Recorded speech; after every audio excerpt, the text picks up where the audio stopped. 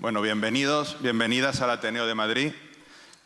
Soy Joaquín Pérez Austre, presidente de la sección de literatura, sección en quien me honro de contar con la compañía de Margarita Hernando de Larramendi, cuyo libro El corazón brincando volteretas venimos hoy a celebrar aquí. Y digo celebrar por varias razones. No solo porque sea ateneísta, de pro, como se decía antes, y una gran compañera en la sección de literatura y una buena amiga, sino porque realmente si uno está en el Ateneo de Madrid para disfrutar de estas paredes ilustres y con tanto aroma de leyenda en torno a ellas, y uno programa tantos actos muchas veces es para poder asistir de vez en cuando a momentos singularísimos de una belleza delicada y amable que como la buena poesía nos hace la vida muchísimo mejor. Este es un libro que sublima una frase que me dijo José Luis Rey hace muchísimos años, en pleno entusiasmo juvenil de la poesía, me dijo: la poesía es hija de la vida. Y yo creo que en ningún otro libro de mis lecturas recientes he podido disfrutar de una asociación, de un binomio tan profundamente entrenzado, tan noblemente urdido y tan bellamente ejecutado como en El corazón brincando volteretas, que tengo que reconocer que tiene un título que en un primer momento me chocó, porque veníamos hablando de este libro y de su presentación hace ya mucho tiempo, y luego me he dado cuenta de que efectivamente es el título que tenía que tener, porque el propio corazón lector va brincando a esa voltereta a medida que vamos avanzando en la lectura. Creo que es un libro absolutamente distinto y original desde su planteamiento inicial. Esta conversación, esta antología dialogada, que podría tener su zona de peligro en una posible pedantería o en un afán excesivamente culturalista por parte de cualquiera de las dos conversadoras. No solo no sucede eso, sino que el libro te va llevando con una cadencia, que es también la propia cadencia que tiene la poesía de Margarita, y nos vamos asomando de una manera delicada y cordial, pero también profunda, a lo que ha sido su vida, la parte de su vida que ella quiere compartir con nosotros, que está compartiendo en esa conversación, y con sus poemas puestos en un bajo relieve en el propio texto. O sea, vamos asistiendo a la creación poética con la vida latiendo al lado, pero no con una explicación metapoética: escribí estos poemas porque mi idea de la poesía era esta y quería demostrar esto. No, con una especie de cordialidad, de simpatía en la conversación, que de alguna manera te hace sentirte partícipe desde el principio. Uno siente que está con Margarita en ese dormitorio en el que ella vivió hasta que se fue a Pisa, en la casa familiar aquí en Madrid. Uno siente que puede ver cómo las camas nido se empotran en el mueble para que la mesa central sea una mesa de estudio, de reunión de los tres hermanos. Uno abre la puerta también de esa habitación en Milán, con esa avaricia de la soledad que ella tenía, como una gran muestra de la introspección del mundo interior que hay en la poesía de Margarita. Uno asiste al deslumbramiento artístico en Italia, a muchísimas cosas, ¿no? Incluso a vertientes más profundas, más hondas de su biografía, como su relación con sus padres. Algo muy hermoso que es cuando ella cuenta como una de las grandes enseñanzas de sus padres, ¿no? Que le enseñaron a no tener miedo. Esa anécdota maravillosa de que nos llevaban al aeropuerto porque decían que si quieres estar por ahí suelto por el mundo, que menos que saber llegar de tu casa al aeropuerto solo, ¿no? Sin que te lleven tus padres, ¿no? En fin, todo contado así, con una simpatía que no pretende caer simpática, pero que nos hace esbozar una sonrisa, con una hondura que no pretende ir de honda, pero que sin embargo te das cuenta de que estás asistiendo al caladero de una vida, y con la poesía que sabes que te está esperando, no en la última vuelta del camino, pero casi, sino estás disfrutando de una conversación sobre la poesía y la vida de Margarita en una propuesta absolutamente singular, y sabes que la antología te está esperando después. Yo quiero contaros, y ya voy acabando, quiero contaros 3 momentos que he tenido con este libro, aparte de las conversaciones con Margarita, que siempre es un placer, viendo cómo se organizaba la presentación, el día, la cátedra, el Ateneo, todo. Hace unos meses yo presentaba un libro en Ciudad Real y mi amiga Antonia Cortés, que creo que no sé si está por aquí, pero iba a venir, me estaba enseñando su biblioteca y estaba el libro de Margarita encima de la mesa. Y dije, anda, el libro de Margarita. Y ella me dijo, ese libro es maravilloso. Eso me dijo. Yo dije, bueno, pues lo voy a leer. Hace muy poco, en el grupo de WhatsApp que tenemos, la sección de literatura del Ateneo, Inés Alvear dijo, ese libro es maravilloso.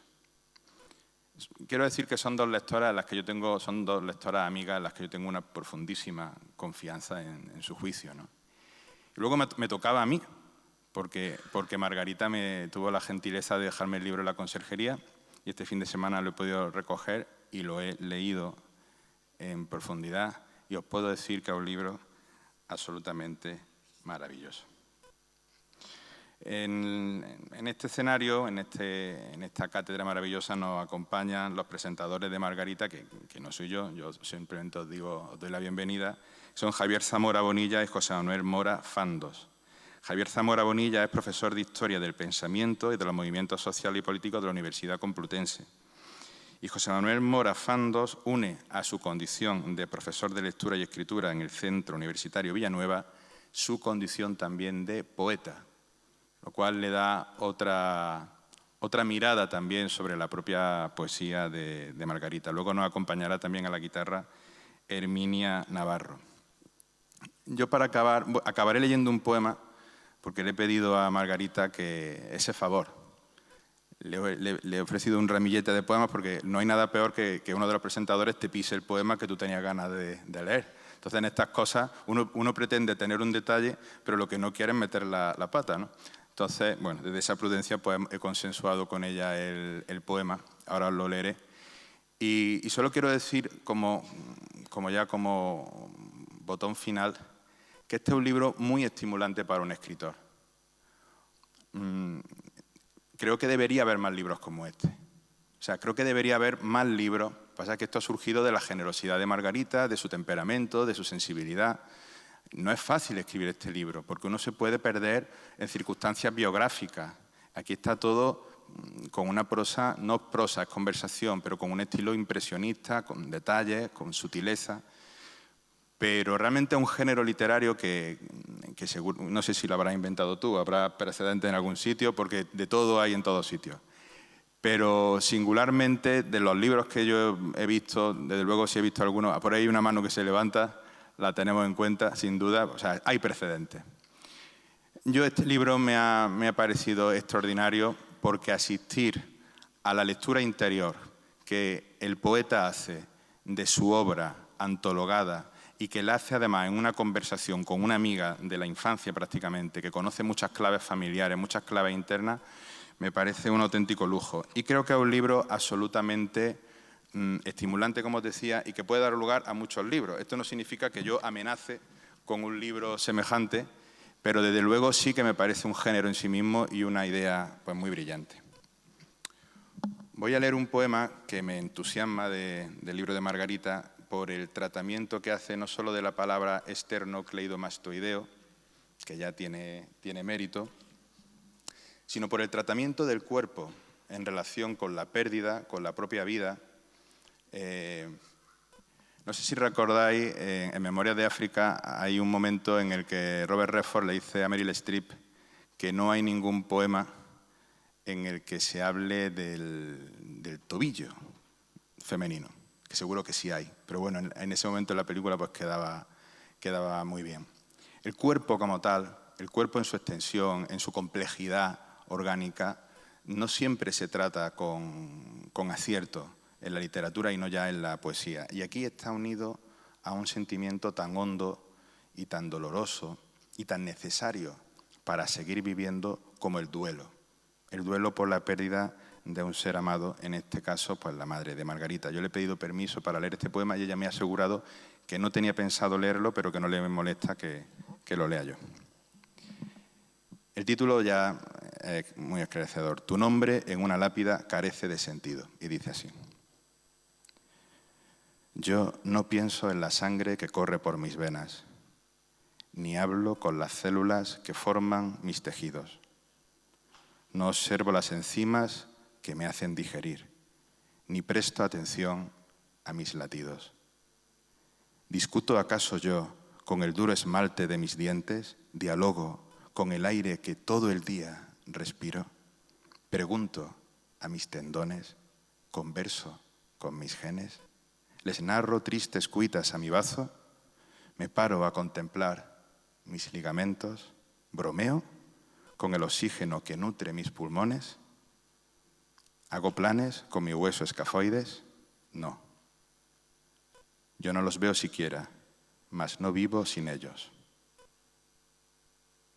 Y así, ahora y siempre tú, transparente y crucial, motor y fundamento. Tú, tu honestidad, tu generoso amor, tu valentía, tus palabras certeras, la amplitud de tus miras, tu dominio de ti, tu gran sabiduría, tu difícil templanza sostenida, tu coherencia de pensamiento y vida, tu sensatez constante, tu risa cantarina. Siempre presente en mí tu ser, discreto y escondido, como las venas que van bajo mi piel, como tu voz, que va siempre conmigo. Yo nunca pienso en ti, simplemente te vivo. Gracias.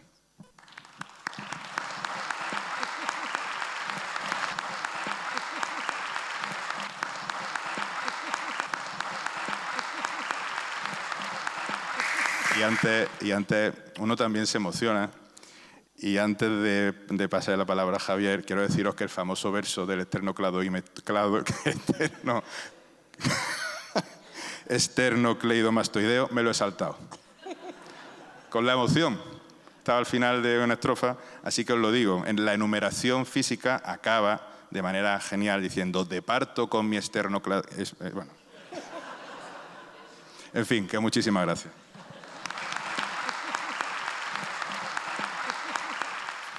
Me toca. Buenas tardes a todos. Muchas gracias por su asistencia. Muchas gracias al Ateneo de Madrid. Para un historiador del pensamiento político y estudioso de Ortega, esta sala impresiona siempre, porque uno sabe la historia que hay detrás, ¿no?, del liberalismo español, ¿no?, y de tantas disputas, ¿no?, por el conocimiento. Muchas gracias a los compañeros de mesa, a Joaquín, que nos ha presentado, nos ha dado la palabra, a José Manuel Mora Fandos, a Herminia Navarro, que luego nos deleitará con la guitarra, ¿no?, y sobre todo a Margarita Hernando de Larramendi por invitarme a presentar esta antología poética conservada sin tener yo ningún mérito para ello, más allá de la amistad que nos une. No soy poeta, escribo versos, que no es lo mismo que ser poeta, ¿no?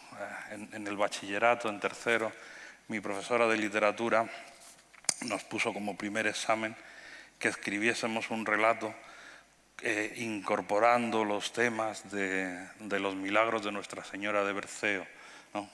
Y cuando me entregó el examen, que creo que tenía un 9 y pico, un 10, me puso al margen que el escribiente vaya a verme. Yo tuve que buscar seguramente la palabra escribiente, ¿no?, que seguro que no conocía en aquel momento, con 16 años, ¿no? Y se me quitaron ya mucho las ínfulas de ser escritor y menos de ser poeta, ¿no? Entonces, bueno, escribo versos, ¿no? Soy un escribiente, ¿no? No soy profesor de literatura como José Manuel, no soy profesor de arte, ni de pintura, ni de música, ni de escultura, de todas esas cosas de las que está lleno el libro de Margarita, ¿no? Simplemente me gusta la poesía.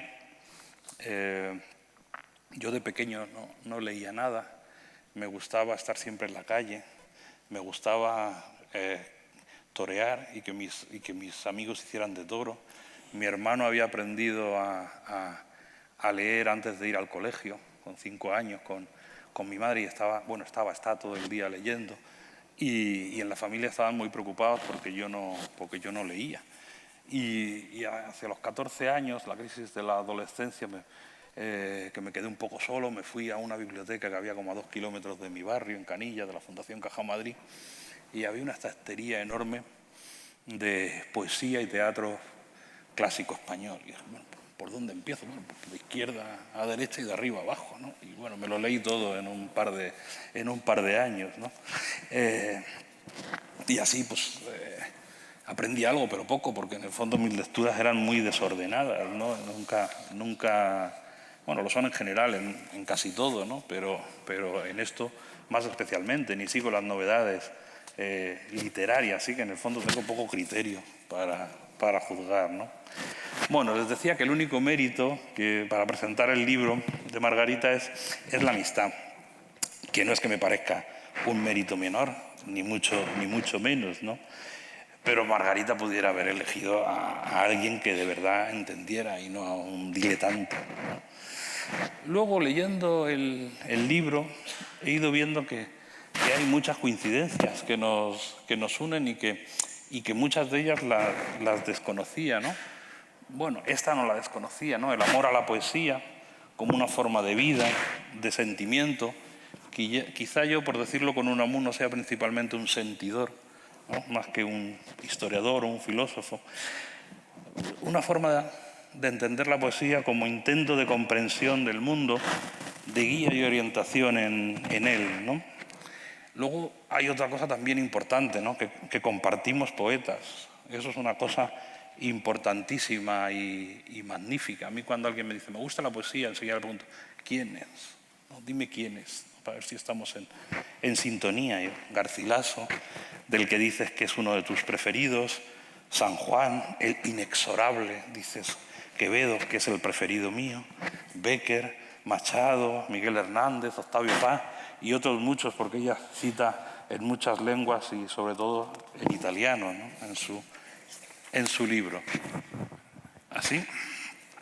Bueno, nos une también el aprecio al arte y es impresionante la cultura, la mucha cultura que hay en el libro, ¿no? Margarita une muy bien el clasicismo y la modernidad. Nos une también la vivencia y reflexión de la realidad cotidiana, incluso de lo minúsculo, especialmente de lo minúsculo, de lo aparentemente insignificante de esa realidad. Yo hace muchos años inicié un libro que andará por ahí perdido, con unas cuantas páginas nada más escritas, que se llamaba Cosas de poca monta, ¿no? Lo que tú llamas epifanías de la vida cotidiana, con mirada irónica y reflexiva. Les podría ir dando las páginas, porque los profesores tenemos esa manía de ir anotando, ¿no? No sirve para nada, pero bueno. A lo que suma la serenidad, que me parece que es una palabra que expresa muy bien tu poesía, la cual tiene una templanza aristotélica. Uno de tus poemarios, aquí recogidos, se llama L'Esultanza de la Serenità, Soggiorno Pisano, ¿no? Muy bonito. Bueno, hemos compartido, y esto sí no lo sabía, en todos los casos, ¿no? Espacios y experiencias. Nos conocimos en la Fundación Ortega, pero ahora he descubierto que los dos frecuentamos el cafetín Crochet de San Lorenzo del Escorial, cuyo premio de poesía ganaste, y yo he descubierto que tiene un premio de poesía. El restaurante San Francisco, donde nuestras familias hacen las grandes celebraciones en el Pardo. El Museo del Prado, al que tú ibas o sigues yendo con mucha regularidad. Yo tuve una temporada que iba todos los sábados por la mañana. Compartimos también algunas enseñanzas familiares, ¿no? A mí mi abuela siempre me decía, no hay mayor desprecio que no hacer aprecio, y a ti te lo decía tu madre, ¿no? Incluso compartimos algunos defectos, ¿no? Como eso que llamas el perfeccionismo paralizante, ¿no? Y también algo de virtud tenemos, algunas virtudes, ¿no? La de decir no y la de defender nuestras convicciones, ¿no? También compartimos que le hacemos caso al oráculo de Delfos y pensamos que es importante conocerse a sí mismo, pero sobre todo para cambiarse, ¿no? Nada vale conocerse a sí mismo si uno no se cambia después de conocerse, porque en general uno es defectuoso, ¿no? Y valoramos también la ejemplaridad. Citas y le dedicas un poema a Javier Gomá, eso me ha dado cierta envidia, tengo que decírtelo, ¿no? Titulado Exempla Traun, ¿no? Donde dices en la conversación, que ahora hablaré de ella, ¿no?, que la ejemplaridad es el movimiento alegre del ánimo hacia aquello que es digno de ser imitado, que me parece una definición perfecta. Bueno, verán que me he extendido mucho en los prolegómenos, pero ya he ido diciendo bastante de lo que hay en el libro. Como a Joaquín me impresionó mucho el título, El corazón brincando volteretas, que es un verso de tu poemario aquí recogido, Las 7 en Canarias en concreto, el último de su poema Acepto. Una palabra, 3 sílabas, 6 letras, y el corazón brincando volteretas. Bueno, es una delicia, ¿no? Es estupendo. Es una metáfora no solo visual, sino muy plástica, ¿no?, de la felicidad. Yo me imagino al corazón dando vueltas, ¿no?, brincando, ¿no?, de alegría, ¿no? Bueno, la segunda parte del título, o quizás subtítulo, es Antología Poética Conversada. Bueno, el poético no aparece en la portada, sí en el interior. Eso es el defecto de las 11.000 páginas. El público se da cuenta. Las 11.000 páginas de la edición de Ortega, pues va uno siempre a las erratas, ¿no? Se llama así Antología Poética Conservada porque las primeras 153 páginas son una larguísima conversación de Margarita con una íntima amiga, Braulia López. Yo me preocuparía, Margarita, de que una amiga me conociera tanto a mí misma, ¿no? La autora va en esa conversación explicando sus poemas y contando experiencias de su vida que le han llevado a escribirlos, ¿no? Aunque matiza que no es una poeta de la experiencia, sino que le interesa es que la poesía sea... Estoy en muchos casos repitiendo frases literales de esa larga conversación, ¿no? Que la poesía, lo que le interesa a Margarita es que la poesía sea una experiencia estética y filosófica a un tiempo, que modifique al lector, es decir, que haga que después de la lectura sea una persona distinta y, a ser posible, más sabia. Eso es interesantísimo, ¿no? Yo, que como he dicho no soy poeta, pero escribo versos, tuve hace unos años que explicar a una amiga mía china 2 poemas míos que pensaba traduciendo al chino. No sé a ti, Margarita, a mí los poemas me vienen, me los encuentro dentro y como no los escriba pronto se van. De hecho, tengo escrito un poema huido, olvidado y perdido en la mente. No soy capaz de ponerme a escribir poesía a ver qué sale. Lo he intentado y no lo consigo, no tengo paciencia. No sé cómo lo haces tú. Luego puedes contárnoslo si te apetece. En el libro dices que tus poemas, cito, nacen generalmente como una revelación y de la emoción que suscita, que puede ser estética, reflexiva o sentimental. Bueno, en su poesía está llena de innumerables referencias que lleva cada palabra, cada verso, la rima, el ritmo, la música, lo que tú llamas muy bellamente eufonía, lo que suena bien, ¿no? Bueno, como les decía a esta amiga, Yang Xiaoming, que es la principal editorial china de Commercial Press, le tuve que explicar qué es lo que yo quería decir en 2 poemas, todo por WeChat. Y yo no era consciente de todo lo que había detrás de lo que yo había escrito. O sea, me hizo pensar qué es lo que yo había puesto ahí y que para mí no era evidente. Tuve que reflexionar sobre ello, la cantidad de referencias literarias, de sentimientos, otras cosas, ¿no? La poesía de Margarita, tan llena de referencias literarias, bíblicas, musicales, se entiende muchísimo mejor a partir de esa conversación con su amiga intimísima que tanto conoce de ti, ¿no? Yo he aprendido mucho y disfrutado mucho leyendo con calma, que es como se tiene que leer la poesía, esta conversación. Me encanta el título. El corazón brincando volteretas, antología poética conversada. Cuando me esté pasando me das así y me callo porque no he mirado la hora. Entonces, bueno, eso es un libro atravesado por la pandemia. Nace antes de la pandemia pero creo que nos invoca después de la pandemia, ¿no? Nos hace pensar en muchas cosas que a lo mejor antes no le prestábamos tanta atención, ¿no? La invocación constante a lo cotidiano, a la cotidianidad, a lo cercano, a lo más próximo, que también captas en tus fotografías, en tus instantáneas, se ve de forma distinta tras la pandemia. Los poemas de Margarita suenan como un oráculo griego, a lo inmediato, a lo cercano, a lo próximo, al día a día, a la vida. Me recuerda a Ortega, argentinos a las cosas, ¿no? Que sé que también Ortega es otra de nuestras fuentes comunes. Algo que también destacaría del libro de Margarita es la aparente sencillez. Cuenta al principio de esa conversación una anécdota de que con 6 o 7 años una profesora rompió un poema que había escrito porque pensaba que lo habías copiado, ¿no? Y dices poco después que fuiste perdiendo ese engolamiento libresco hasta llegar a apreciar la poesía breve, enunciativa, esencial, que en su sencillez es universal y puede arrojar una nueva luz sobre lo humano. Bueno, todas estas palabras que son suyas nos sirven para definir su poesía y su intención, arrojar una nueva luz sobre lo humano.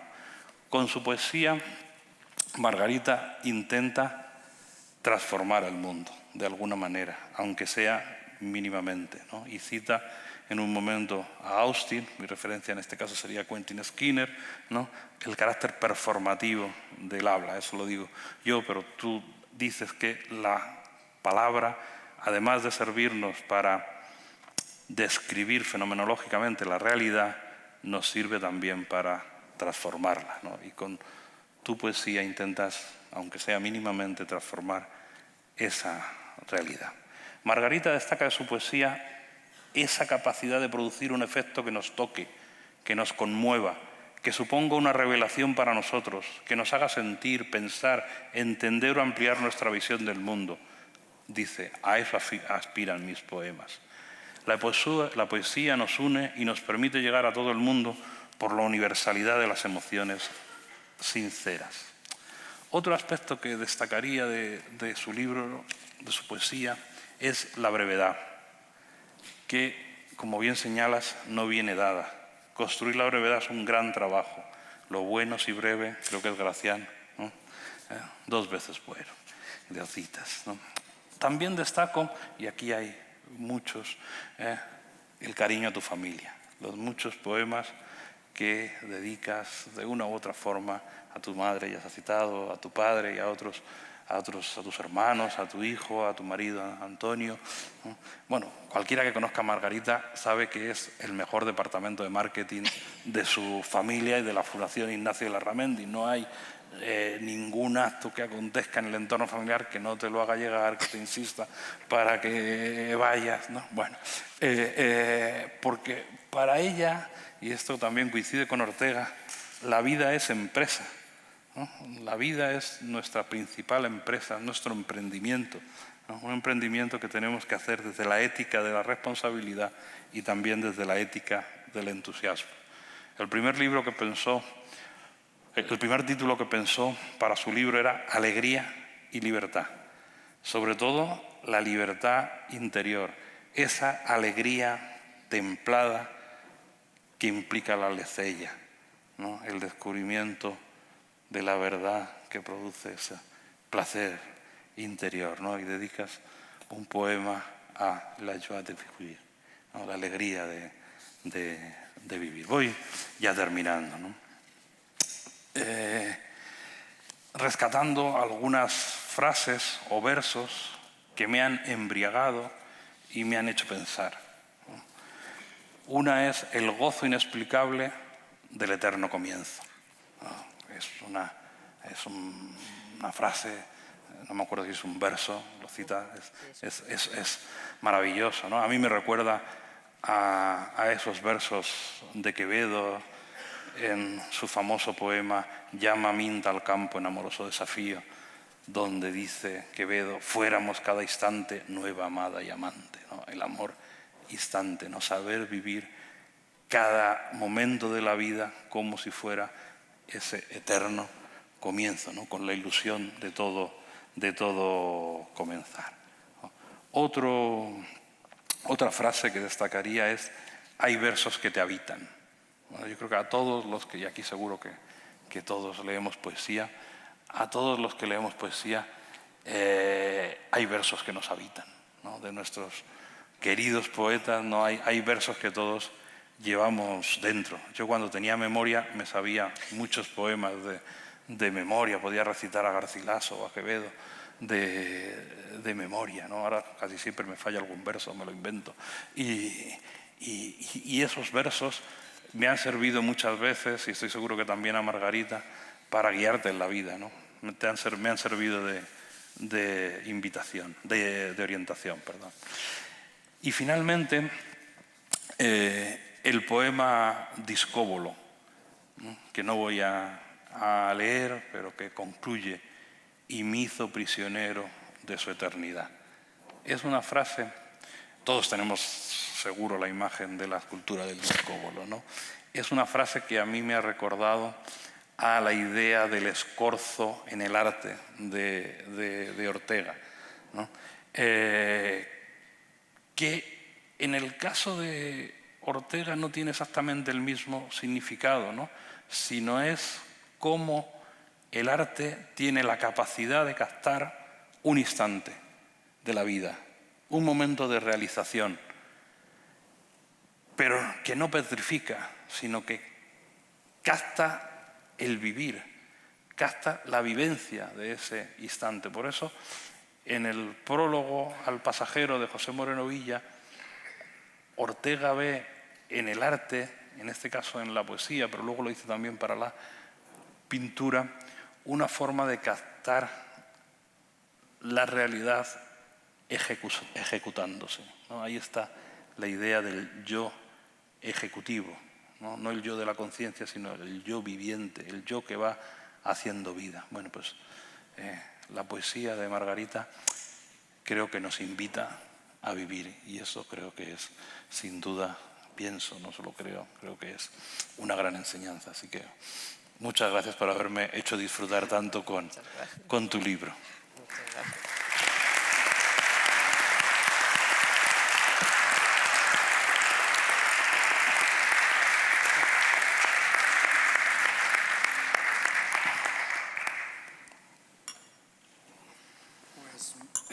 Muchas gracias, creo que me toca a mí.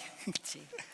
Pues nada, muchas gracias a Margarita, a Joaquín, Javier, Herminia, que interpretará después, y a todos ustedes.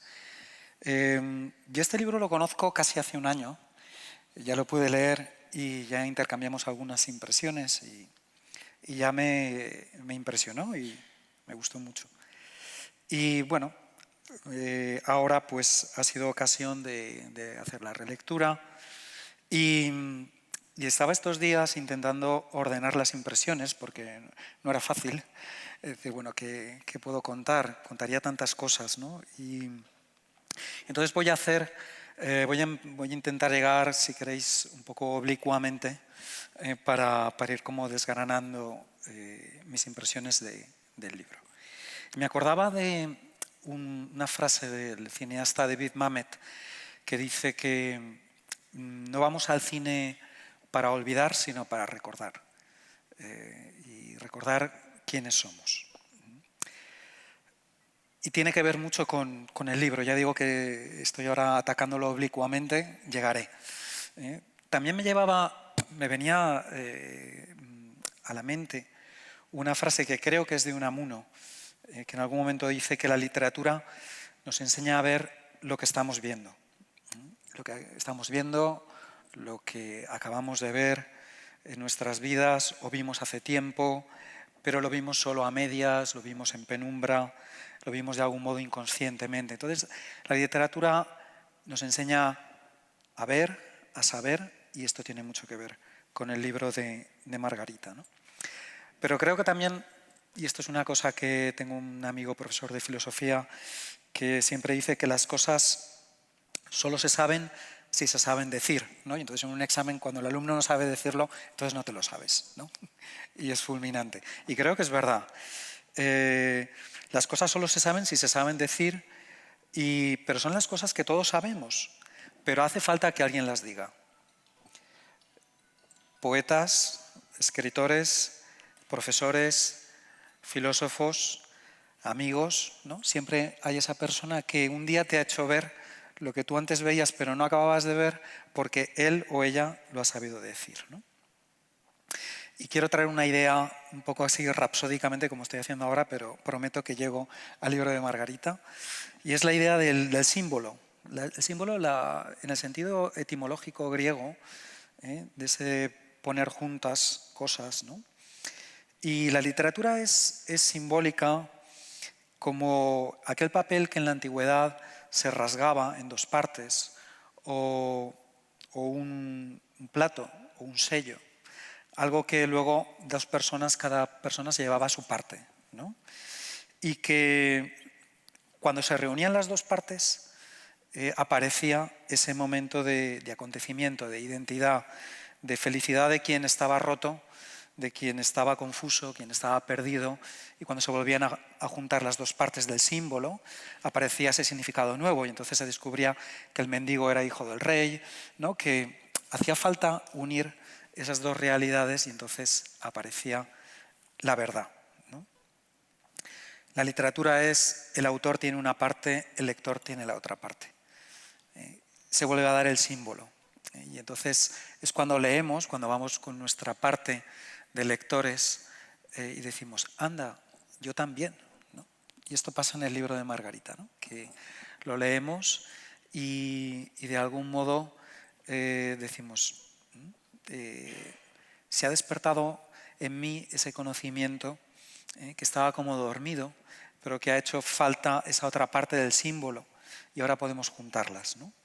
Yo creo que Margarita nos convoca como lectores a recordar, a descubrir, a ver lo que estamos viendo, lo visto, a sacar del bolsillo del alma esa parte del símbolo que casa con la parte que tiene el poeta, que tiene el género humano, ¿no? Y creo que también, si habéis leído el libro de Margarita, te convoca a una humanidad. Y te sientes, cuando estás leyéndolo, como muy arropado, con la voz de Margarita, pero como sabiéndote parte de un público que somos todos, ¿no? Donde coincidimos todos. En ese bolsillo del alma, ¿no? Ese símbolo que llevamos. Y creo que se da, y creo que muchas cosas que voy a decir tienen que ver con lo que ha estado diciendo Javier, creo que vamos a converger bastante. Creo que aparece esa catarsis cognoscitiva y al mismo tiempo emocional, de reconocernos, reunirnos al calor de las palabras de la poeta, que es Margarita. Bueno, todo lo que voy a contar ahora creo que se podría resumir diciendo que Margarita ha sido escolarizada en la Escuela de los Clásicos, cabalmente escolarizada, ¿no? Y espero poder demostrarlo. Como sabéis, Margarita es profesora de español como lengua extranjera, y yo no he sido profesor de español como lengua extranjera, pero sí que he tenido oportunidades de estar en ese ambiente, y creo que al menos se puede hablar de dos tipos de alumnos, ¿no? Hay alumnos que quieren aprender la lengua de un modo muy instrumental porque pragmáticamente les va a servir para hacer cosas, pero hay ese otro tipo de alumnos que se fascinan con esa lengua extranjera, que querrían que fuera una segunda lengua materna. Y saben que cuesta, ¿no? Que cuesta, quizá es una utopía, pero se implican, ¿no? Decir, bueno, ¿cómo hacer esta lengua mía, ¿no? ¿Cómo incorporarla? ¿Cómo introducirla en el cuerpo, ¿no? Y ya digo que Margarita se ha escolarizado en esa escuela de los clásicos. Yo creo que para ella es una lengua y no hay más que leer el libro para darse cuenta que los clásicos están por todas partes y que ella ha seguido yo lo llamo así, una escolarización larga, paciente, pero creo que también gozosa, ¿no? Y en estos poemas pues está Sócrates, está Aristóteles, está Horacio, Virgilio, está Ovidio, está Garcilaso, está Quevedo, está la historia sagrada, está la estatuaria grecolatina, pintura, arquitectura, paisaje, pero constantemente, ¿no? y no como una mención culturalista de breve fogonazo efectista, ¿no? Sino que los clásicos comparecen como una lengua incorporada, con trabajo, con tiempo, con su ascética y con sus epifanías místicas, ¿no? Diría también. Poniéndonos en este contexto, yo creo que, y luego me gustaría que Margarita lo dijera, si piensa que es así, pero creo que la gran lección que Margarita ha aprendido en los clásicos es la claridad.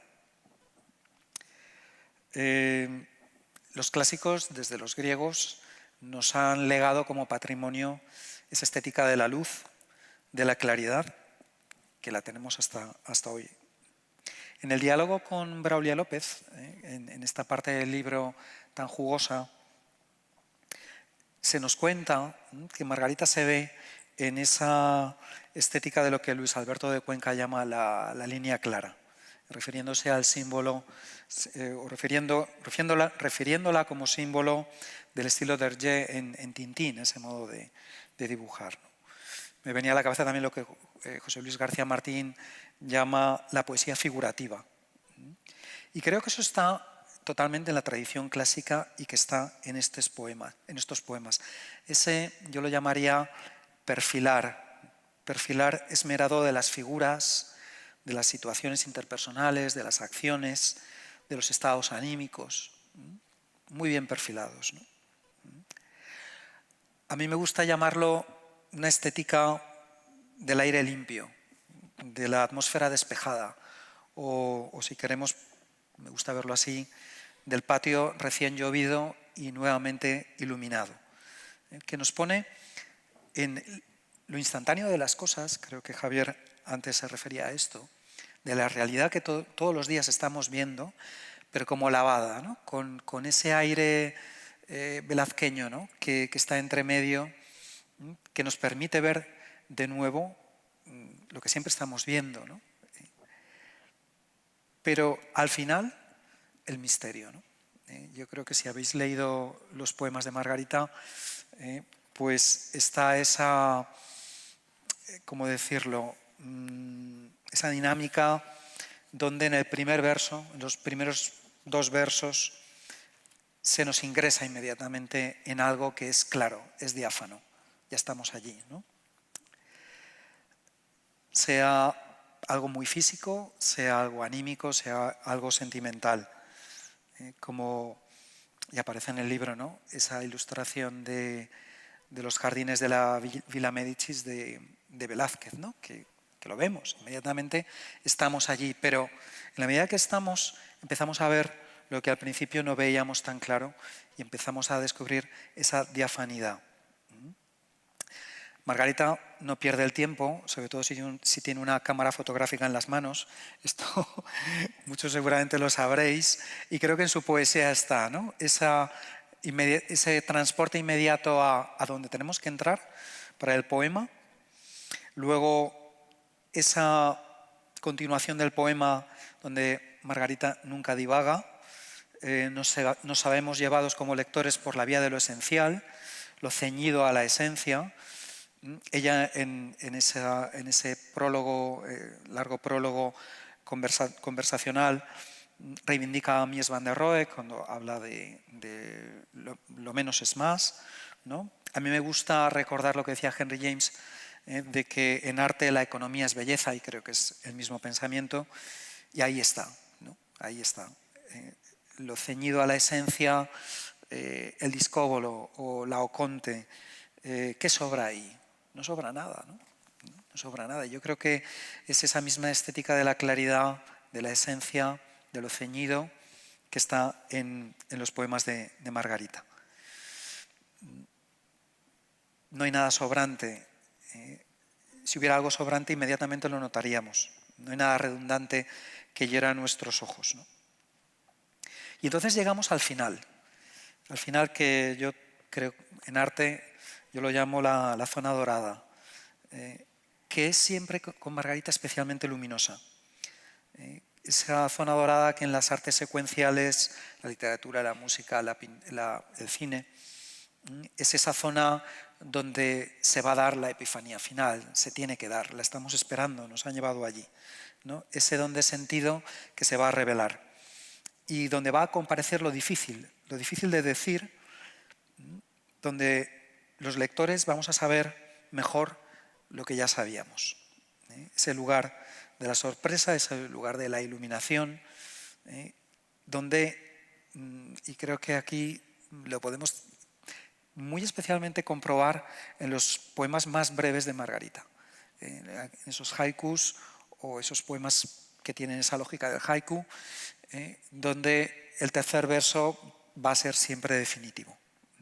Y ahí vamos a encontrar esa confirmación de la claridad, que se abre un misterio, ¿no? Yo creo que aquí está lo más interesante de esta estética de la claridad de Margarita, es que llevados desde el primer momento por la claridad, en el último verso se nos va a entregar esa ventana al misterio y ese contraste.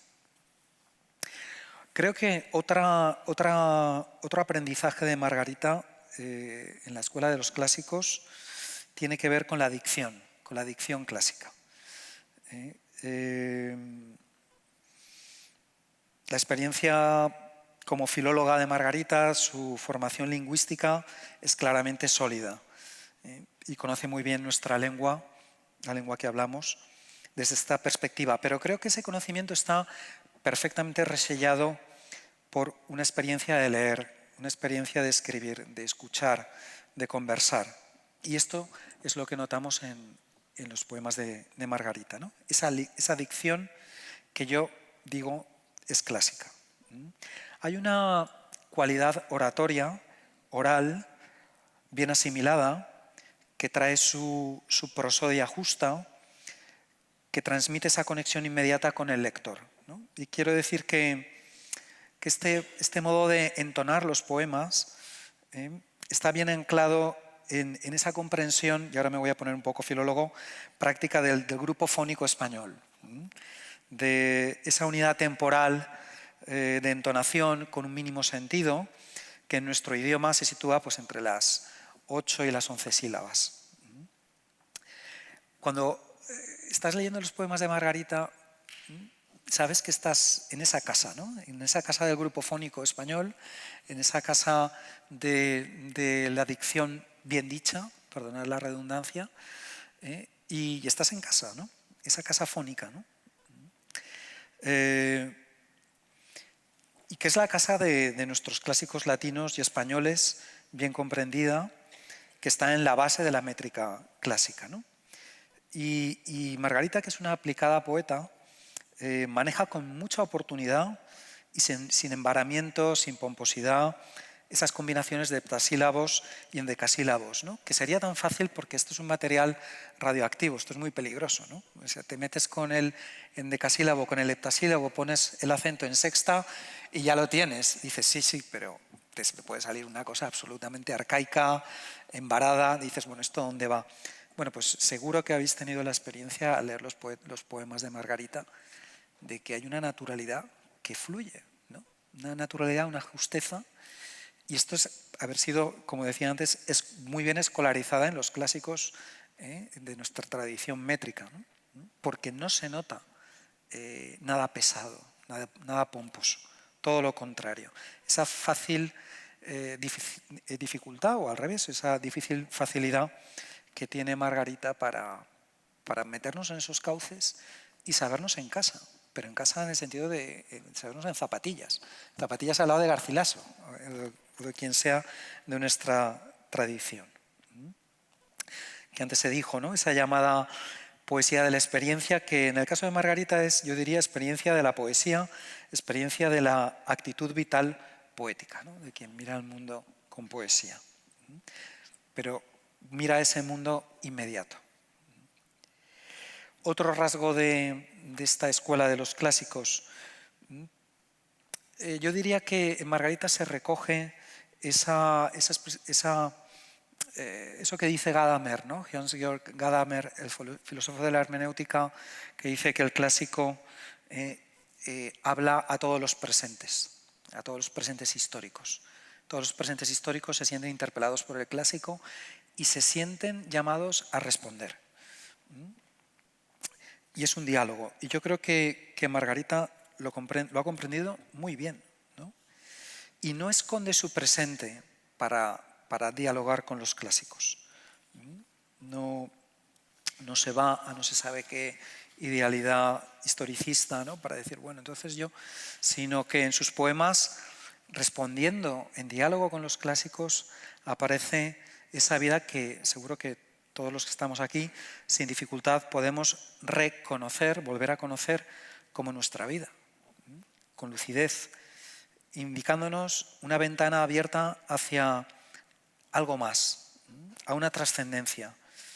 Aun cuando el punto de partida sea el papel higiénico, que es uno de los poemas más interesantes del libro, o la bolsa del pan sobrante, también asombroso, punto de partida, o termina el poema hablando de los TEDx, ¿no? Pues dices, bueno, este es el presente, ¿no? Con que Margarita responde a ese diálogo con los clásicos, pero aquí no hay banalidad, no hay posmodernidad fácil, ¿no? Todo lo contrario, porque ya digo, cuando llegamos al final luminoso del poema, se da esa iluminación que nos hace pensar, que nos pone meditativos, que nos arranca una sonrisa, pero una sonrisa hacia adentro, ¿no? Hay humor, hay bastantes de sus poemas, hay humor, pero fino, elegante. Hay ironía, sí, pero qué ironía tan delicada y tan educada, ¿no? Hay atención, yo creo que Margarita nos está pidiendo constantemente atención, demórate. A mí me venía a la cabeza aquellos versos de Fernando de Herrera de do vas cruel, do vas, refrena el presuroso paso, ¿no? Está Margarita como diciendo, pero párate, porque hay mucho que ver aquí, ¿no? Nos está combinando a la contemplación, pero que no es, insisto, escapismo, no es una contemplación de sacarnos de este mundo, sino la bolsa del pan, volver a lo vivido para reconocerlo, para aprender. Y termino ya con otra nota que creo que está totalmente en la escuela de los clásicos y que está aquí, que es el ingenio, o yendo a la obra de Gracián, la agudeza, ¿no? Como lo definía él, como un acto de entendimiento que expresa la correspondencia que se halla entre dos objetos. Y Margarita no para de unir, de buscar conexiones, y brota, ¿no? esa agudeza, es decir, fíjate, yo también tengo una bolsa de pan y nunca había visto que esto pudiera ser aquello, ¿no? Y creo que esto es un pensar analógico, ¿no? Que ve conexiones en el mundo, que ve que el mundo es susceptible de orden, que hay patrones con los que coser ese propio mundo, ¿no? Que está afirmando la posibilidad de sentido, que las cosas pueden llamarse unas a otras, lo exterior con lo interior, lo fácil con lo difícil, lo que se ve con lo que no se ve, que la vida al final no es una serie de equívocos sobre la perpetua inestabilidad del caos. No estamos en esa mirada, todo lo contrario, ¿no? Me parece, yo diría que la mirada de Margarita cose el mundo por los propios patrones del mundo, ¿no? Que la misma vida nos está insinuando. Y cuando pensaba estas impresiones, me acordaba de eso de los patrones en el coser. Me acordaba de mi abuela, de mi madre, aquellos patrones con línea discontinua, ¿verdad? Y yo creo que la mirada de Margarita de algún modo ve el mundo y ve esas líneas discontinuas que son insinuaciones. El mundo no viene con sus etiquetas diciéndonos soy así, pero si sabes mirar hay líneas discontinuas, ¿no? Que sirven para, cuando llega un poeta como Margarita, una poeta, coser de nuevo el mundo y hacernos ver lo que antes veíamos pero no sabíamos ver, ¿no? Una mirada descubridora, realizadora de sentido, y creo que esto en el fondo es una mirada esperanzada. Creo que es una mirada bella, es una mirada pedagógica a la que se nos invita. Muchas gracias.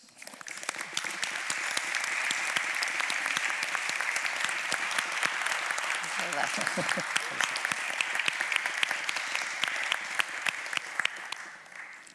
Bueno, después de todas estas palabras me voy a quedar sin ellas, y eso que tengo cierta soltura, pero estoy, bueno, sobre todo muy agradecida. Quiero decir gracias, gracias a todos. Gracias, por supuesto, a toda la gente que ha venido aquí,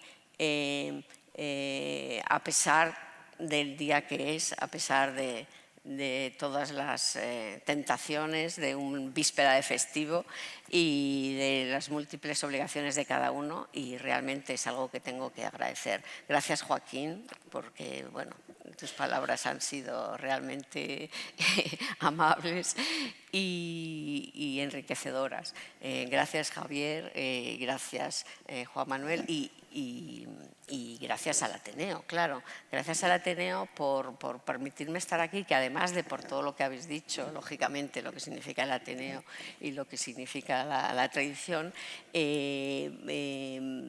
para mí significa también, no solamente el Ateneo, sino estar exactamente aquí, algo especialmente emocionante. El otro día, un poco por casualidad, de pronto encontré una invitación, me voy a emocionar, una invitación a una conferencia que iba a dar mi abuelo, Luis Hernando de Larramendi, aquí, el 21 de noviembre de 1928. Los enemigos del alma judicial.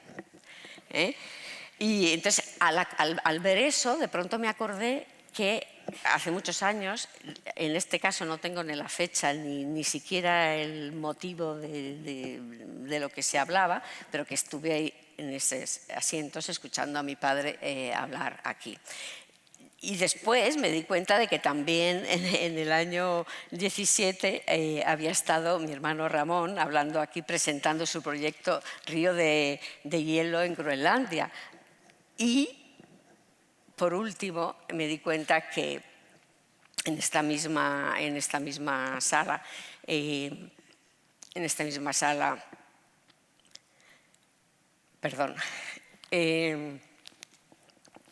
fue una de las últimas presencias públicas de mi hermano Luis, tristemente fallecido muy poquito después, que estuvo en noviembre del 21 presentando Tinta y Tierra y Tradición, un libro de los varios publicados con motivo del centenario de mi padre. Con lo cual, pues entenderán ustedes que es algo especialmente emotivo. Y después quería dar las gracias muy especialmente a Herminia Navarro, que la tenemos ahí un poco oculta. Así que, Herminia, si quieres puedes ir subiendo y ahora te doy paso. Herminia Navarro es una excelente guitarrista, forma parte del dúo L'Encouragement, especializado en música impresionista española del siglo XIX, y ahora voy a explicar por qué he querido que estuviera aquí. De las muchas cosas generosas y bonitas y que hacen reflexionar, que habéis dicho, que se han dicho, traigo a colación cuando tú has dicho que yo decía que no era una poeta de la experiencia, sino que quería que la poesía fuera una experiencia, pero también es verdad que la poesía nace de alguna experiencia, de algo que te interpela, como tú decías, la bolsa de pan duro. Me encanta que hayas mencionado la bolsa de pan duro, vamos, me encanta. Que además mi madre siempre tenía la bolsa de pan duro para luego rallarlo y hacer las cosas empanadas, que cunde mucho que éramos 9 hermanos.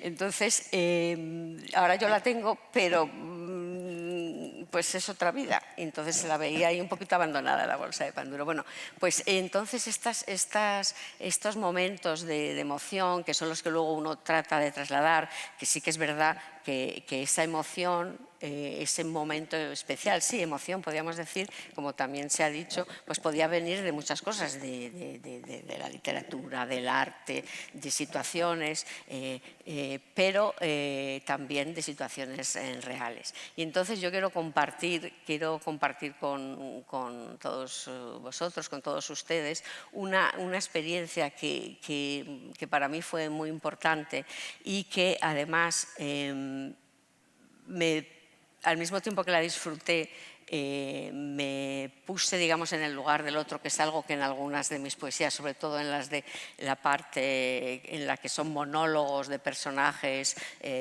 o bien históricos o literarios, es como ponerse en el lugar del otro, imaginar lo que podía sentir. Bueno, pues la circunstancia fue, querida Herminia, que en octubre de 2019, en Gabón, en Libreville, en la capital, se celebró una Semana Cultural Española, y a la cual yo estaba invitada como representante del Instituto Cervantes para dar clases de formación de profesores a los profesores de allí, pero había también todo un panorama cultural. Una de las cosas era la actuación del dúo L'Encouragement, que por supuesto me encantó. Pero además de la actuación en un teatro con su público, etcétera, pues luego era exactamente el 12 de octubre, con lo cual había una fiesta en la casa del embajador, que ya nos imaginamos cómo son las casas de los embajadores. Pues con un buen jardín, con muchos invitados, etc. Y quiso el embajador, que era muy melómano, que tocarais.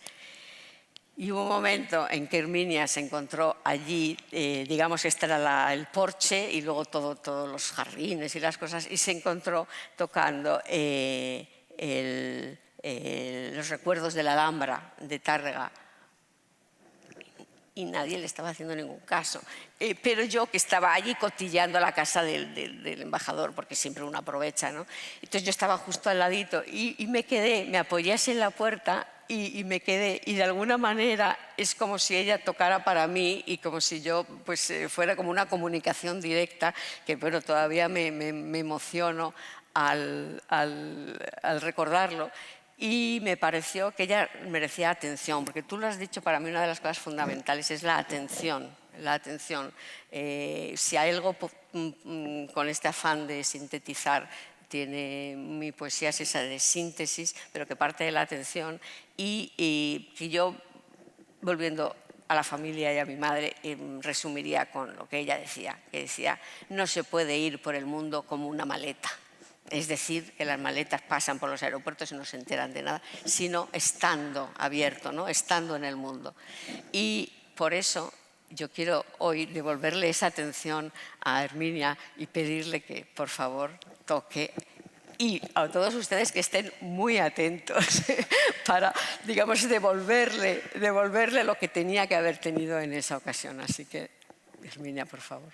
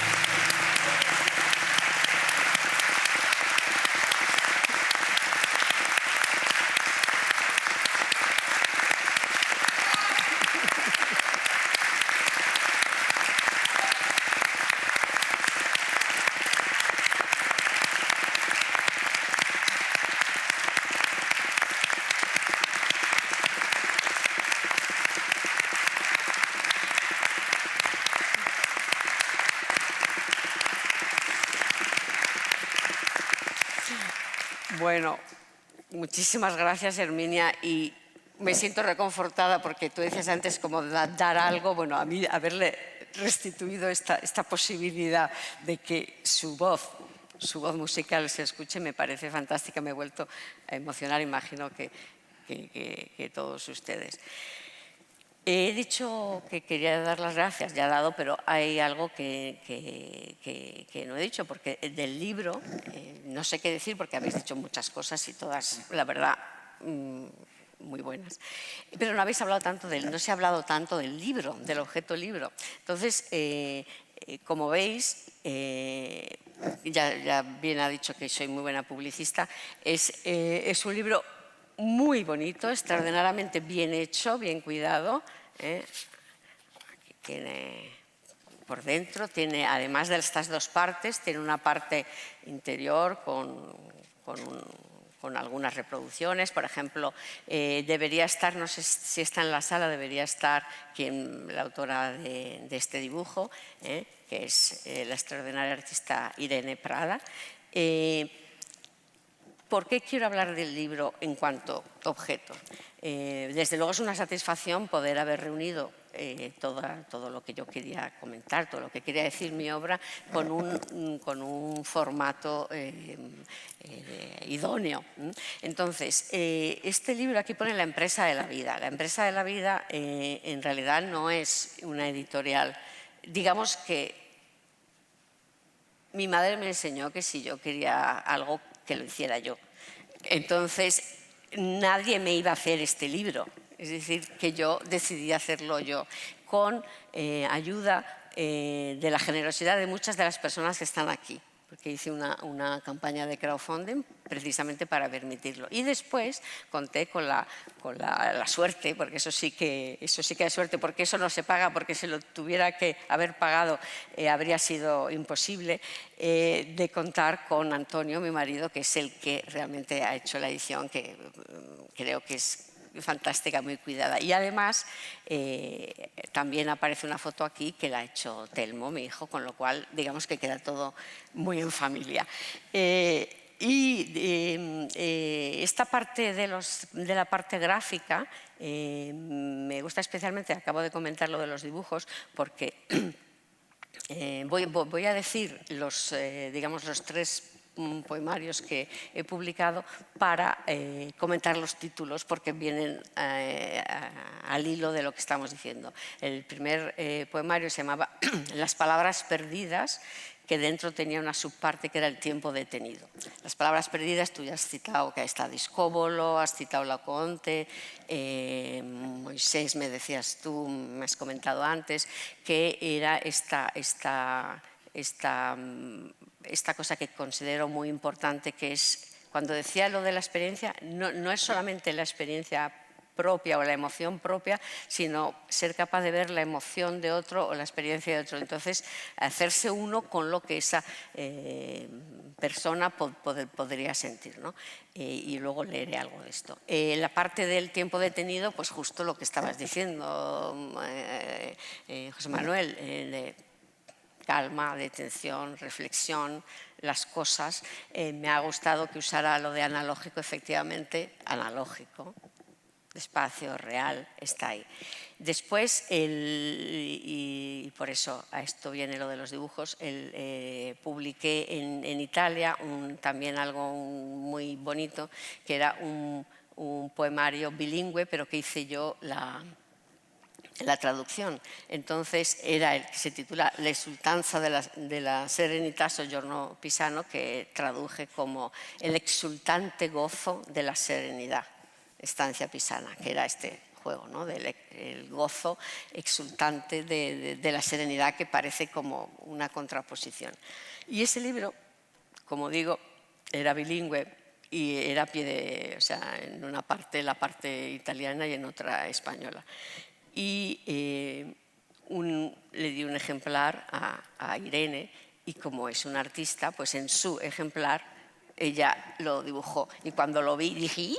Entonces le dije préstamelo, préstamelo, y aquí están reproducidos varios de esos dibujos que para mí tienen un valor, y además es muy curioso porque está uno de un poema en italiano, otro de un poema en español y luego uno, las dos versiones, que también ella hizo dos versiones del mismo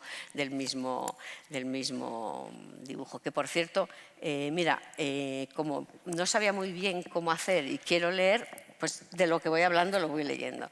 Voy a leer justamente los que ella dibujó, porque casualmente son de mis preferidos como poemas, aunque yo aquí los elegí también porque los dibujos me gustaran. Habéis mencionado, pues sí, un poco la alegría, el amor a la vida, un poco el placer, ¿no?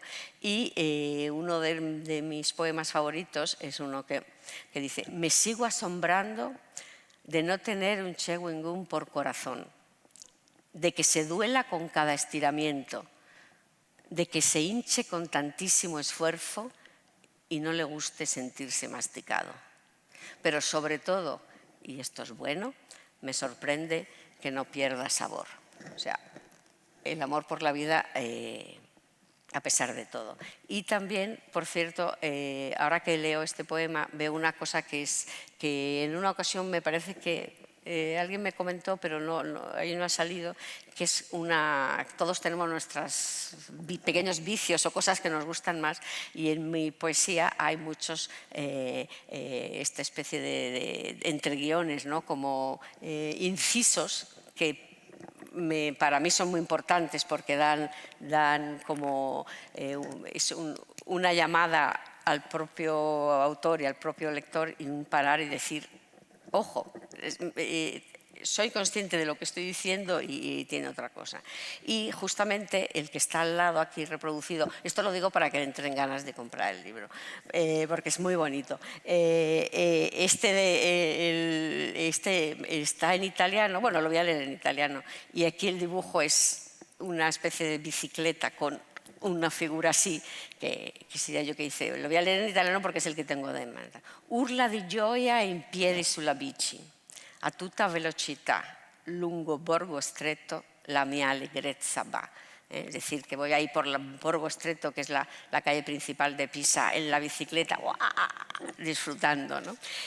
Y el que está, en cambio, en las dos versiones es uno que ha hecho muy, muy bonito el dibujo, que es en español, es: tú no me has dicho nunca que me amas, pero cuando me hablas me acaricia tu voz y tus frases me envuelven lentamente, fundiéndose conmigo.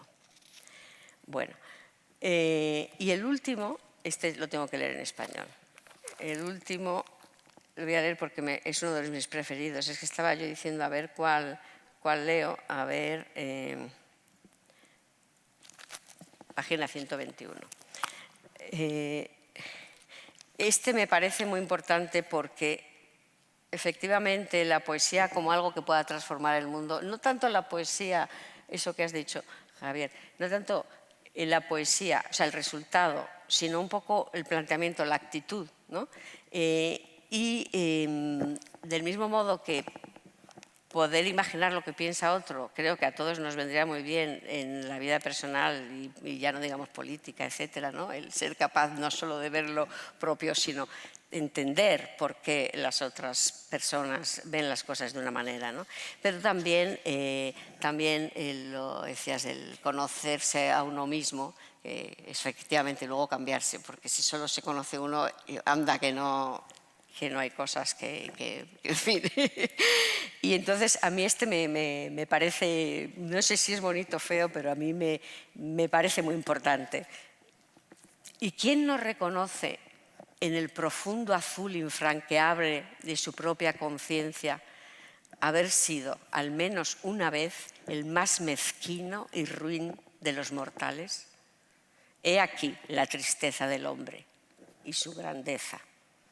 Yo creo que el saber que uno puede ser, como todos en algún momento hemos sido, pues ruines y mezquinos, nos hace entender también más al mundo. Aquí traigo a colación algo que, si no recuerdo mal, menciono en el libro, que también citando a mi madre, todos los que me conocen saben que hablo mucho de mi madre, porque era una persona de una sabiduría extrema. Y decía, es curioso ver cómo la gente cuando lee un tratado de medicina, ella decía tratado de medicina, ahora sería Google, Internet, se encuentra todos los síntomas. Ay, pues a mí parece que me duele un poquito aquí.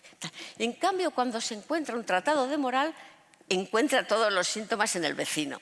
¿No? Es absolutamente así, ¿no? Todos los defectos, pues eso es fulanito, ¿no? Bueno, pues a mí me parece que es un intento de hacer exactamente lo contrario. Y volviendo al título de mis poemarios, el último se titula Las 7 en Canarias, que verdaderamente más español no puede ser, porque es algo que efectivamente solo significa algo para quien esté aquí. Es decir, de esas cosas que para traducir al chino, como decía Javier, aquí tienen muchísimo valor o no. Y ese libro quizá es el más, que es también otra de las características, el más quizá reflexivo, ¿no? Porque tiene reflexiones sobre la vida cotidiana, etcétera. Ahí es donde está, que si les parece lo voy a leer porque es algo que también es de conocerse a uno con todas las, en fin, todas las miserias que tenemos todos, al mismo tiempo junta el humor, que creo que también es importante, al mismo tiempo junta los títulos, que son, creo que nos ha dicho, pero para mí son muy importantes los títulos, porque los títulos ya te abren una clave interpretativa de lo que se va a encontrar, un final quizá un poco sorprendente y la mezcla de diferentes cuestiones de la vida cotidiana. A ver si lo encuentro. Página 200, para el que esté interesado. Este se titula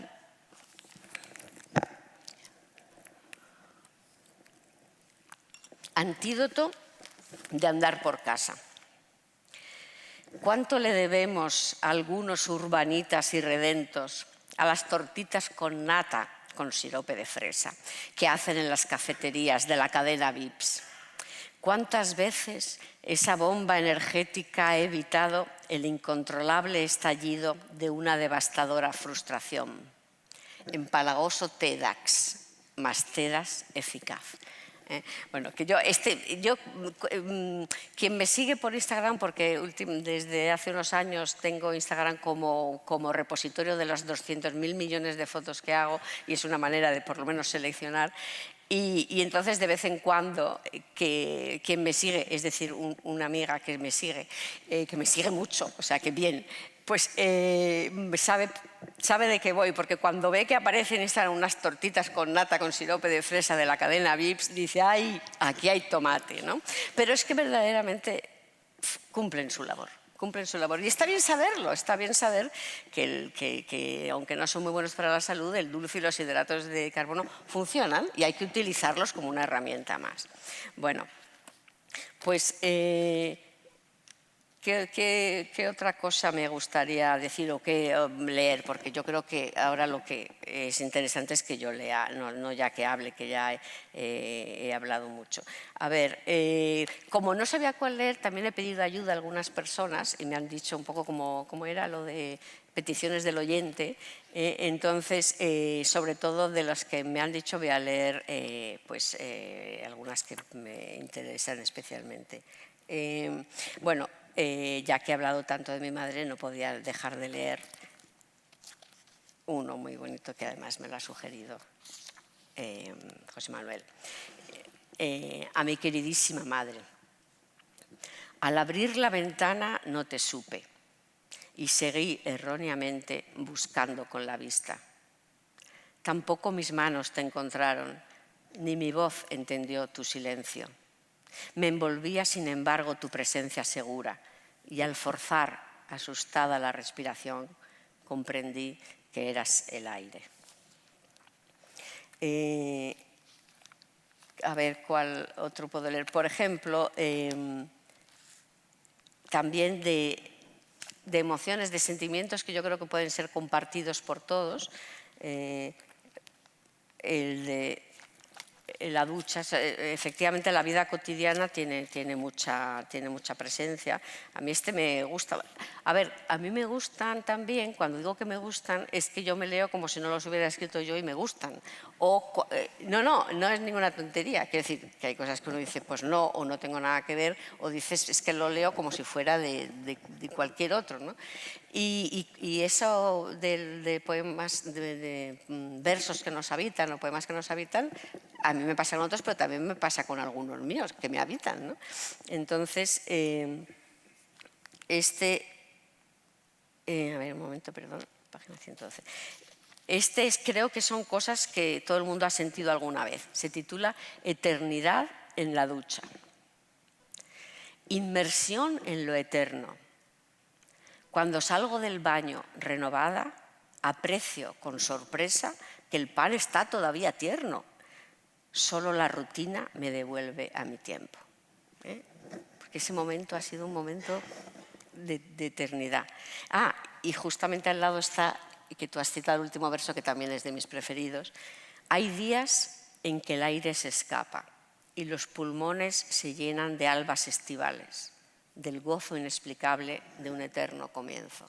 Eso yo cuando me levanto temprano, que es menos veces de las que desearía, y salgo, esta cosa vivificadora, ¿no? de cuando sales temprano y vas viendo, vas sintiendo esa vida que te entra por los pulmones. Como has mencionado algo de las cosas que se narraban de la casa y de la habitación, voy a leer un poema que está claramente y que también me ha sugerido alguna persona que está por aquí. Se titula, bueno, no se titula, algunos tienen título y otros es como entre paréntesis, como una pincelada, ¿no? La casa familiar. Recuerdo ahora las paredes y aquellos objetos, siempre los mismos objetos. No recuerdo haber cambiado nunca nada, haber tenido siquiera la ocurrencia de cambiar nada, de añadir, de quitar. Todo estaba en su puesto, todo tenía un puesto y el nuestro estaba allí, entre aquellos objetos inmóviles, formando parte de un todo indivisible. El orden superior no nos pertenecía. Y uno de mis poemas preferidos, en el sentido de que cada vez que lo leo me emociono, está dedicado a mi hermano Carolo, que hoy no ha podido estar aquí, pero que está en espíritu. Y para mí es muy emocionante, de recuerdo precisamente de nuestra infancia y de estar conviviendo en un mismo espacio, un poquito abigarrado, porque efectivamente éramos muchos, ¿no? Y bueno, es una situación que se explica por sí misma. Con Carolo, que es justo el hermano que va inmediatamente superior a mí, siempre he tenido muy buena relación, sobre todo cuando éramos pequeños ya hablábamos. Y entonces, bueno, pues como esto de cuelga tú, que sigues y sigues, ¿no? Entonces, eso explica la situación. A Carolo. Tráeme un vaso de agua y las llaves. Pon este libro en su sitio. Quita el disco, recoge la mesa. Firma aquí. ¿No te das cuenta de que no quiero que te vayas? Y siguiendo con la familia y siguiendo con el pensar, o sea, digamos,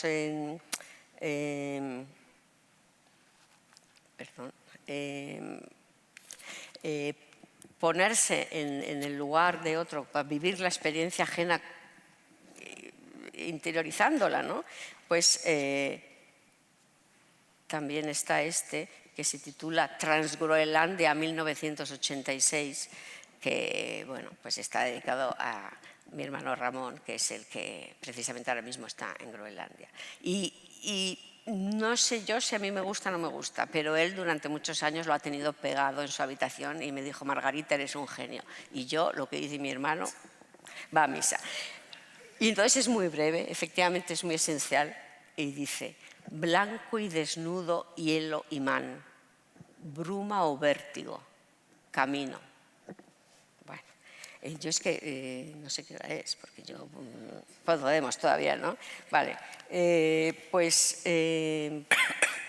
de diferentes, digamos, voy a leer alguno con un poquito de humor también, además de las tortitas. Bueno, hay uno que también es uno de mis poemas favoritos y también el otro día que estuvimos presentando precisamente aquí en el Ateneo un libro magnífico que les recomiendo, que son Cartas del recuerdo para los amigos, de Hannah Arendt, y con Olga Marís, que es la autora, que es una persona extraordinaria. Y entonces, claro, eran cartas del recuerdo, se habló constantemente del género epistolar, etcétera, etcétera. Y entonces yo luego le mandé este correo y ahora veréis por qué digo correo, este poema, y dijo, ¡ay, lo tenías que haber leído! Digo, pues sí. ¿Y por qué? Porque aquí se mezcla la atención, se mezcla el título, se mezcla el cuidado, se mezcla no solo el sentimiento, sino la sensorialidad y también un final quizá un poco curioso. Se titula... Por cierto, que este lo empecé a escribir en el hotel, que no me acuerdo cómo se llama, en Florencia, el Viaggio o algo así, uno muy bueno que hay al lado de Santa María Novella, mientras esperaba a un amigo común de otra persona que está en esta sala. Correo, un momentito, 196.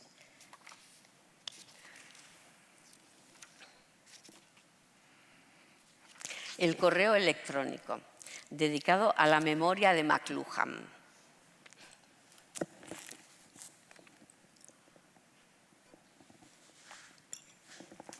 Bueno, se ha quedado muy anticuado, pero en fin, porque es que lo escribí hace unos años, pero lo entenderán perfectamente. Arrastrada por la corriente en boga, escribo un tierno correo electrónico. Lo imprimo en papel berjurado, Conqueror, 100 gramos, y lo meto en un sobre de color marfil tenuemente perfumado. Cargo de tinta verde mi vieja Montblanc y me deleito escuchando el rasgueo que produce la punta de oro en el papel. Elijo una barra de lacre del color adecuado. Me proveo de una cerilla larga con cabeza azul. Acerco la llama y con lentitud dejo caer las gotas sobre el cierre. Saco de mi anular el anillo grabado. Lo sumerjo en el agua y lo estampo con extrema atención sobre el lacre candente. Salgo de casa, me dirijo a la central de correos y pregunto por la sección filatélica. Adquiero el sello que más profundamente me conmueve, lo humedezco y lo pego en el ángulo superior derecho, buscando la armonía con nombre y dirección primorosamente escritos en verde por mi mano. Miro con ternura la carta, poso sobre ella los labios, aspiro suavemente su aroma y con un leve suspiro la envío a la persona amada. Es magnífico ver cuánto aporta al amor la mensajería instantánea. Bueno, este creo que recoge bastantes de los elementos. Voy a leer un par de ellos más, o tú me dices. Sí. Por ejemplo, algo que también es una sensación que yo creo que todos conocemos y sobre todo me comentaba tengo una persona, los que estamos fuera, la gente que está fuera, etcétera, que es un poco esa, pero no solo por eso, esa nostalgia de un pasado que a veces ni lo hemos vivido.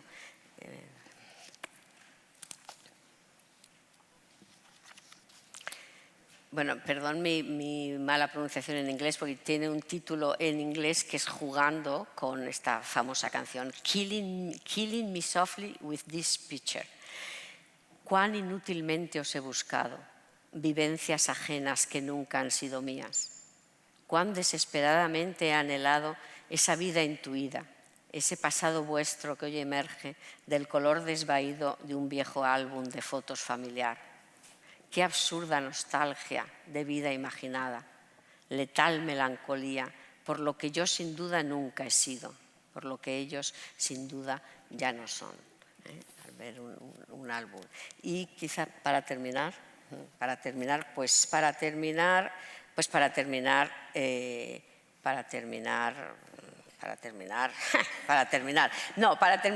a tener que leer uno que yo todos los días me lo pongo así, porque me parece que es muy importante. A ver, yo tengo los problemas que tiene todo el mundo, son muy normal, y precisamente por eso creo que todo el mundo entenderá. Creo que uno de los problemas que tenemos casi todos como sociedad es un poco la ansiedad, y sobre todo ahora de las múltiples cosas, ¿no? Tantas cosas a las que uno llega, tantas cosas a la vez, y efectivamente eso es lo peor que se puede hacer, ni para hacer las cosas ni para sentirnos bien. Y por eso escribí este, que se titula La sabiduría del condenado a muerte. Centrar la atención en cada cosa, y una cosa a la vez, me han enseñado. Y así hoy, serenamente, me atengo sin más a lo pactado. Cena, lectura, rezo y ejecución mañana. Bueno, esto, aquí está una compañera que recuerda a un jefe nuestro que siempre decía una cosa a la vez, y la verdad es que me acuerdo mucho porque no es fácil, siempre estás, ¡ay! Y ahora sobre todo con los mensajes estás, y antes de terminar ya estás con otra cosa. Entonces el saber decir no, cada cosa, y estoy con toda mi mente en esa cosa, que ahora lo del mindfulness y todas estas cosas que están de moda no están de moda, es que es eso, ¿no? Hacer lo que se hace, otra frase antigua, estate en lo que estás. En vez de estar pensando en lo que hiciste o en lo que vas a hacer o en lo que va a pasar, la ejecución mañana. Ahora vamos a leer una buena novela y vamos a disfrutar de la cena. Bueno, pues voy a leer el último también dedicado a mi madre, que lo escribí tras su muerte. Escribí dos, que también es el valor terapéutico de la poesía, porque el que tú has leído, el del esternocleidomastoideo, a mí me ayudaron mucho porque lógicamente uno está devastado cuando sucede algo así, no por esperado, es menos terrible. Y el escribir es un poco de qué quiero decir, qué veo, qué es lo que quiero reflejar. Pues ayuda mucho, primero, para orientarte, y luego porque al ponerlo en el papel, de alguna manera, no es que deje de estar en uno, pero está ahí. Y hay un distanciamiento que por lo menos a mí me ayudó mucho, ¿no? Y entonces, bueno, pues este en concreto, que es el primero que escribí, después escribí el de la lápida, pues me parece que puede ser una buena manera de terminar con este recuerdo, que ojalá estuviera aquí. Pues, a ver, se titula La habitación de al lado porque esto está tomado hay un texto que me parece que está atribuido a San Agustín, pero no estoy muy segura de que lo sea, pero bueno, da igual. Y es un texto muy bonito y que se lee a veces en los funerales, y que yo conseguí llegar al final de leerlo en el funeral de mi madre, cosa que tiene bastante mérito. Y entonces era, no llores, yo me he ido a la habitación de al lado. Sigue tu vida normal, etcétera. No sé si lo conocéis, un texto muy bonito. Entonces, este poema se titula La habitación de al lado. Y, bueno, aquí hay varios hermanos míos que reconocerán incluso, porque en realidad tú decías cómo nació. Aparte de sucedió, o sea, estar escrito después, pero algunas imágenes, algunas sensaciones yo las tenía ahí quizá porque cuando las vivía sabía que quizá iban a tener que ser memorables, porque se iban a terminar, ¿no? Enlazar nuestros brazos, acompasar el paso en la escalera, contarte mis avances, escuchar tus consejos, acariciar tu rostro, admirar la blancura de tu pelo, anhelar tu opinión, apoyarme en tu ejemplo, reverenciar tu mano, hallar en ti consuelo, oír viejas historias, disfrutar del silencio, mirarte mientras lees, moderar mis desvelos, estirar el embozo, desearte un buen sueño, darte un beso en la frente, rezar un Padre Nuestro. Esto es amor. Quien lo probó lo sabe.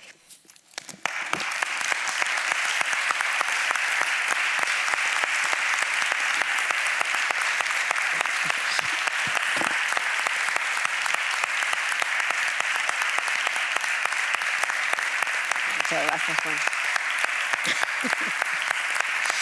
Muchas gracias.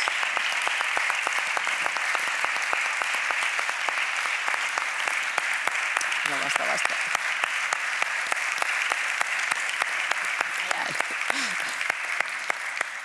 No aplaudáis que haga un bis.